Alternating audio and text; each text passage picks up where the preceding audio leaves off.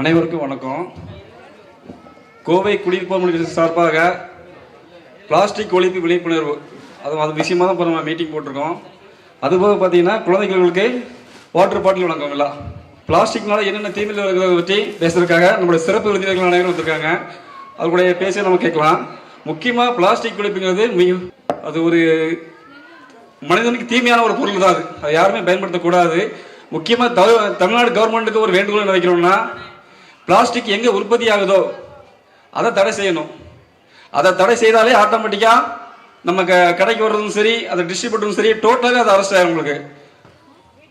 ரெண்டாவது பார்த்தீங்கன்னா, நம்ம வணிகர்கள் பார்த்தீங்கன்னா பொதுமக்கள் பிளாஸ்டிக் பைகளை தயவு செய்து யாரும் வாங்காதுங்க, யூஸ் பண்ணாதுங்க.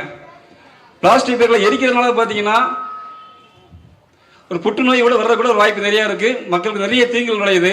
அதை பற்றி பேசுறதுக்காக நம்முடைய விருந்தினர்கள் அனைவரும் சிறப்பாக பேசுவது. வாய்ப்பளித்த நல்ல உலகளுக்கு நன்றி சொல்லி விடைபெறுகிறேன். நன்றி, வணக்கம், ஜெய் ஹிந்த்.